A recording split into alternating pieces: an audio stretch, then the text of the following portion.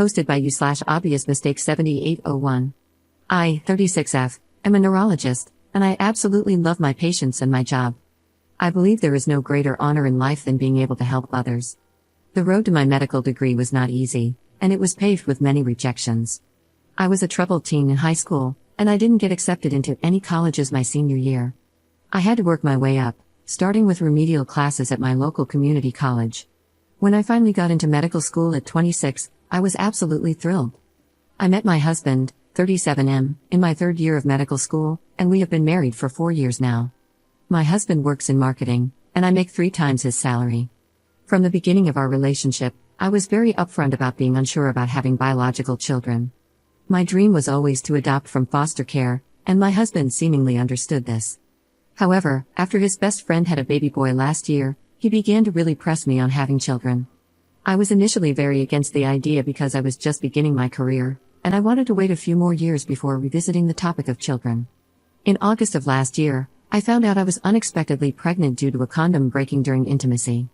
I was initially considering termination, but after many heartfelt conversations with my husband, we decided to keep the baby, and he would quit his job and stay home until our daughter was old enough to start preschool. There were several factors that went into our decision to have him stay home with our daughter. 1. I make significantly more money than him, so financially, it just made more sense. 2. I am in the first few years of my career as an attending physician.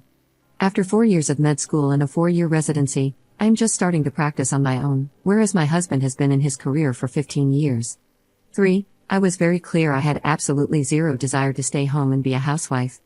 I respect stay-at-home mothers, but my work is my life, and I would go crazy at home all day.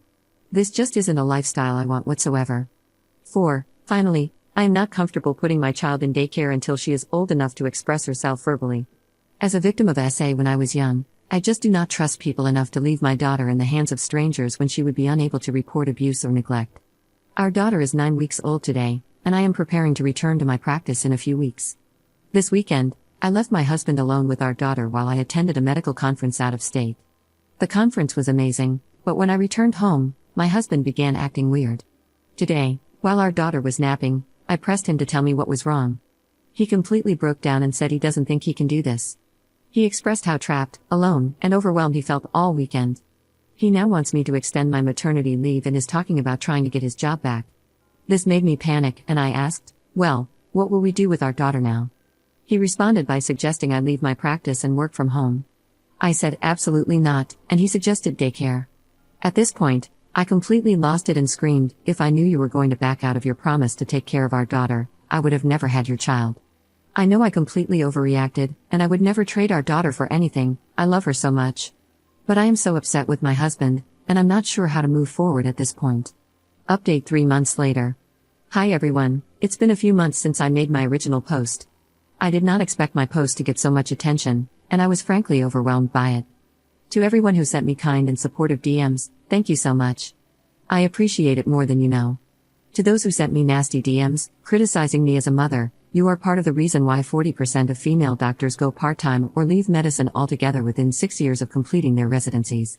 Women can want both a career and a family, just like men have for hundreds of years, and that does not make us evil monsters. To those questioning why I was not on birth control, I addressed this in a separate comment, but hormonal birth control does not work for every woman. Even board-certified OB-GYNs will testify to this. After trying my best with every birth control option under the sun for nearly 10 years, I decided condoms and the pull-out method would be enough. Was this a stupid decision? Yes, but 40% of doctors are overweight, so we aren't always the best at taking care of our own health. Regardless, I have no regrets. I love my daughter and wouldn't change a thing. Okay, now for the actual update.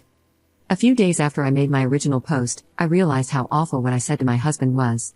No matter how upset I was, I never should have used our daughter as leverage in an argument. Even if I had to quit my job tomorrow and become a single mom, I would still do it for her because I love her more than anything, and I would choose her every time. I still feel awful that I said this, it was truly a terrible thing to say. Another thing I dropped the ball on was not being more patient and understanding with my husband.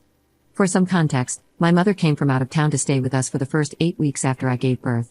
My husband contributed greatly. I'd honestly say they both did 50% of the work with the baby for the first week or so while I recovered. After that, we split the work between the 3 of us.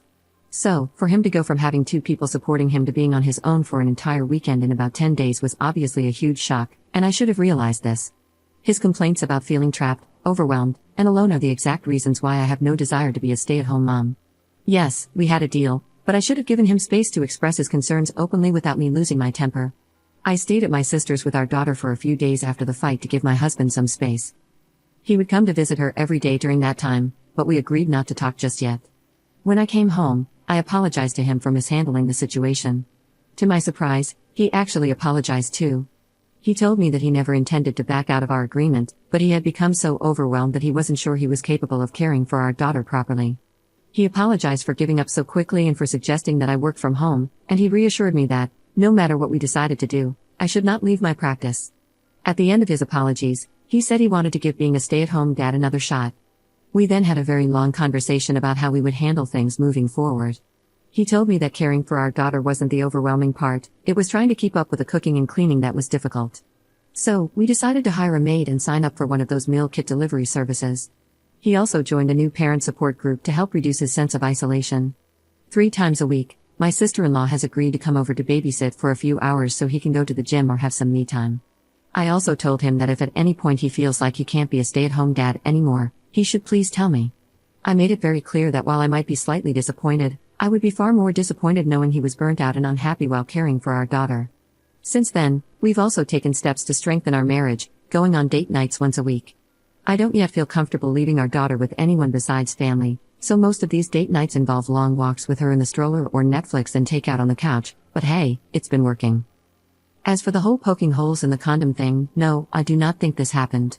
I didn't even bother asking my husband because I felt that an accusation of that magnitude would be detrimental to our marriage, especially when it was already in such a fragile state. My husband has agreed to get a vasectomy so we don't have any more happy accidents. He's scheduled for later this year, and we are abstaining until then. This whole situation made me realize I needed to go back to therapy, and I've been seeing my therapist for about 6 weeks now. My childhood essay hadn't impacted my life for about 8 years prior to this, but having my daughter and dealing with postpartum anxiety has stirred up some really dark thoughts. I know I'm being overprotective due to my trauma, and I want to work through this so that I can be a good mother and a good partner. A lot of people told me to leave my husband, and I'm sure many reading this may still think I'm making a mistake. I know that I'm not. My husband had a weak moment and broke down, but he does not have a pattern of being unreliable, dishonest, or unsupportive. He supported me through my final 2 years of med school and throughout my residency. Please remember that my post highlighted the worst moment in our relationship, it did not show the 8 wonderful years we've had together.